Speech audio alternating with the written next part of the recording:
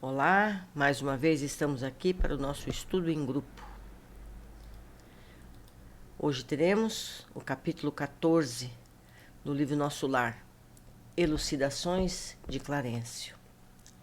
Pulsava-me precípite o coração, fazendo-me lembrar o aprendiz bisonho diante de examinadores rigorosos. Vendo aquela mulher em lágrimas e ponderando a energia serena do ministro do auxílio, tremia dentro de mim mesmo, arrependido de haver provocado aquela audiência. Não seria melhor calar, aprendendo a esperar deliberações superiores? Não seria presunção descabida pedir atribuições de médicos naquela casa, onde permanecia até então como enfermo? A sinceridade de Clarencio para com a irmã que me antecedera despertara-me raciocínios novos. Quis desistir, renunciar ao desejo da véspera e voltar ao aposento. Mas era impossível. O ministro do auxílio, como se adivinhasse meus propósitos mais íntimos, exclamou em tom firme: "Pronto a ouvi-lo!" Ia solicitar instintivamente qualquer serviço médico em nosso lar, embora a indecisão que me dominava, entretanto, a consciência me advertia. Por que referir-se a serviço especializado? Não seria repetir os erros humanos, dentro dos quais a vaidade não tolera outro gênero de atividade, senão o correspondente aos preconceitos dos títulos nobiliáricos ou acadêmicos? Essa ideia equilibrava-me a tempo. Bastante confundido, falei. Tomei a liberdade de vir até aqui, roubar os seus bons ofícios, para que me reintegre no trabalho. Ando saudoso dos meus mistérios, agora que a generosidade do nosso lar me conduziu à bênção da harmonia orgânica. Qualquer trabalho útil me interessa, desde que me afaste da inação. Clarencio fitou-me longamente como identificar minhas intenções mais íntimas. Já sei. Verbalmente pede qualquer gênero de tarefa, mas no fundo sente falta dos seus clientes, do seu gabinete, da paisagem de serviço com que o senhor honrou sua personalidade na terra. Até aí as palavras dele eram jatos de conforto e esperança, que eu recebia no coração, com gestos confirmativos. Depois de uma pausa mais longa, porém, o ministro prosseguiu. Convém notar, todavia, que às vezes o Pai nos honra com a sua confiança e nós desvirtuamos os verdadeiros títulos de serviço. Você foi médico na terra, cercado de todas as facilidades no capítulo dos estudos. Nunca soube o preço de um livro, porque seus pais generosos lhe custeavam todas as despesas. Logo depois de graduado, começou a receber proventos compensadores. Não teve sequer as dificuldades do médico pobre, compelido a mobilizar relações afetivas para fazer clínica. Prosperou tão rapidamente que transformou facilidades conquistadas em carreira para a morte prematura do corpo, enquanto moço e sadio cometeu numerosos abusos dentro do quadro do trabalho a que Jesus o conduziu. Até aquele olhar firme e bondoso, ao mesmo tempo estranha perturbação apossara-se de mim. Respeitosamente ponderei. Reconheço a procedência das observações, mas, se possível, estimaria obter meios de resgatar meus débitos, consagrando-me sinceramente aos enfermos daquele hospital.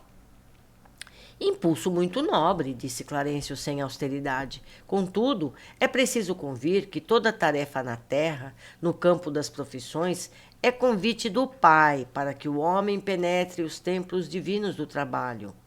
O título, para nós, é simplesmente uma ficha, mas no mundo costuma representar uma porta aberta a todos os disparates.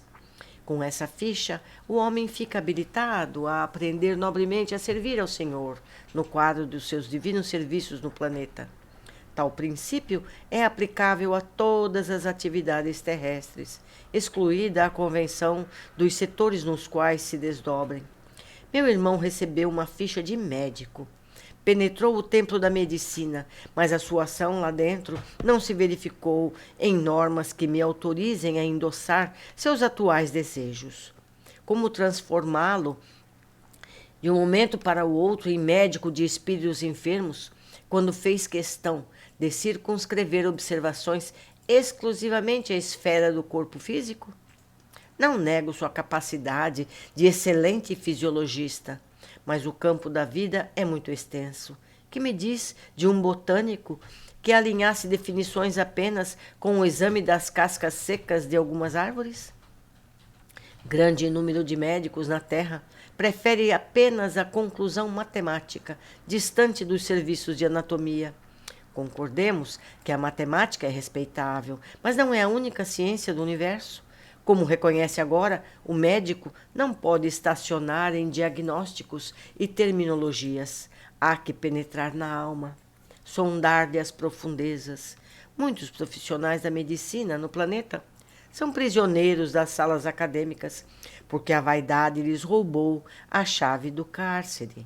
Raros conseguem atravessar o pântano dos interesses inferiores, sobrepor-se a preconceitos comuns, e para essas exceções reservam-se as zombarias do mundo do escárnio dos companheiros. Fiquei atônico. Não conhecia tais noções de responsabilidade profissional. Assombrava-me a interpretação do título acadêmico, reduzido a ficha de ingresso em zonas de trabalho para a cooperação ativa com o Senhor Supremo. Incapaz de intervir, aguardei que o ministro do Auxílio retomasse o fio das elucidações. Conforme deduz, continuou ele, não se preparou convenientemente para os nossos serviços aqui. Generoso benfeitor, atrevi-me a dizer, compreendo a lição e curvo-me à evidência. E fazendo esforço para conter as lágrimas, pedi humildemente: submeto-me a qualquer trabalho nessa colônia de realização e paz. Com um profundo olhar de simpatia, respondeu: meu amigo, não possuo apenas verdades amargas. Tenho igualmente a palavra de estímulo. Não pode ainda ser médico em nosso lar, mas poderá assumir um cargo de aprendiz. Oportunamente, sua posição atual não é das melhores, entretanto, é confortadora, pelas intercessões chegadas ao Ministério do Auxílio a seu favor. Minha mãe? Perguntei, inebriado de alegria. Sim, esclareceu o ministro, sua mãe e outros amigos do coração, dos quais você plantou a semente da simpatia. Logo após a sua vinda, pedi ao Ministério do Esclarecimento providências à obtenção de suas notas, que examinei atentamente. Muita imprevidência, numerosos abusos e muita irreflexão. Mas nos 15 anos de sua clínica, também proporcionou receituário gratuito a mais de 6.000 necessitados.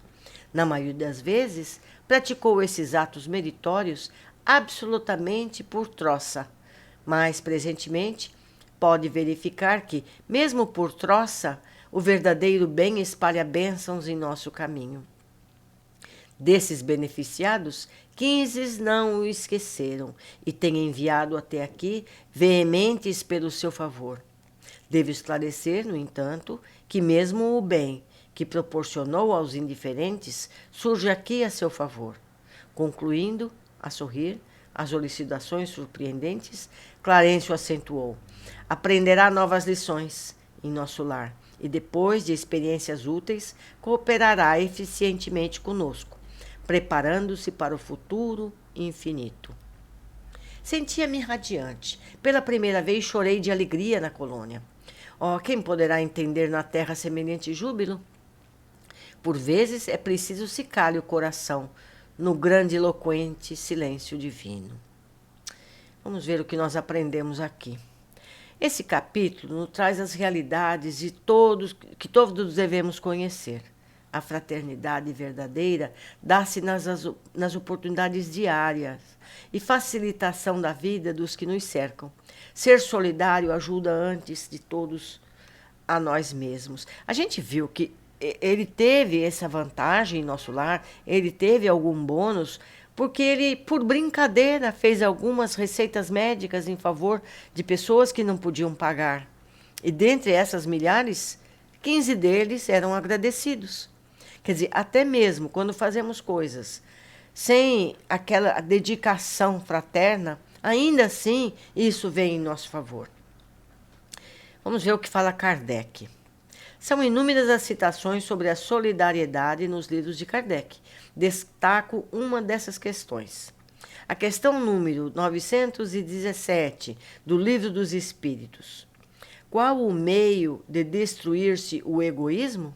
A resposta: de todas as imperfeições humanas, o egoísmo é a mais difícil de desenraizar-se, porque deriva da influência da matéria. Influência de que o homem, ainda muito próximo da sua origem, não pode libertar-se e para cujo entretenimento tudo concorre: suas leis, sua organização, sua educação. O egoísmo se enfraquecerá à proporção que a vida moral for predominantemente sobre a vida material.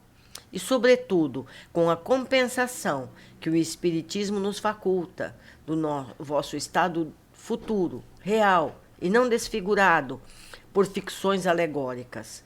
Quando bem compreendido, se houver identificado com os costumes e as crenças, o Espiritismo transformará os hábitos, os usos, as relações sociais.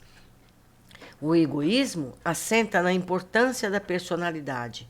Ora, o Espiritismo bem compreendido, repito, mostra as coisas de tão alto que o sentimento da personalidade desaparece, de certo modo, diante da imensidade.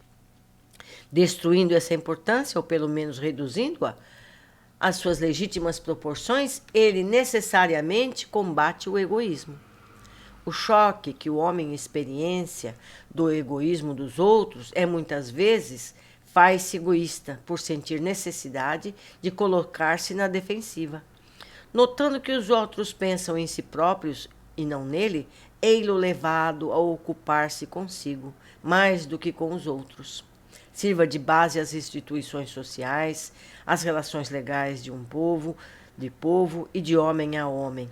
O princípio da caridade e da fraternidade, e cada um pensará menos na sua pessoa.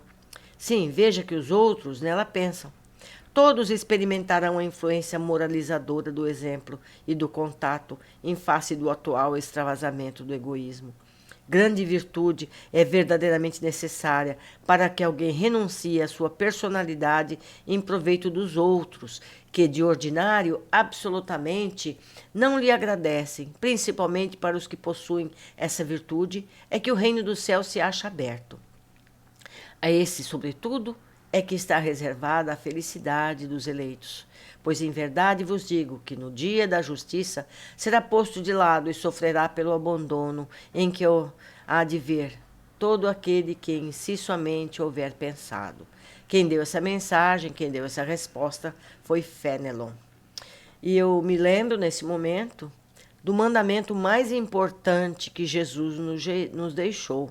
Além de amar a Deus, nós devemos fazer aos outros aquilo que queremos que façam para nós. Então, é interessante que quando alguém nos venha pedir ajuda, ou quando a gente esbarre numa pessoa necessitada, quando eu falo necessitado, não é aquele pobre, miserável, é qualquer necessidade. Às vezes é uma palavra, às vezes é um alimento, às vezes é um consolo, às vezes é apenas ouvir o outro, que precisa de alguém que entenda a sua dor. Isso já é muita caridade, porque a gente não gosta que façam isso com a gente? A gente não fica feliz quando alguém percebe as nossas necessidades e nos estende a mão, o braço, o ombro amigo, ou mesmo um pedaço de pão? É, meus amigos, parece fácil, mas a gente se esquece disso nas grandes oportunidades com que nos encontramos. Ficamos aqui nesse capítulo. Até a próxima. Um abraço.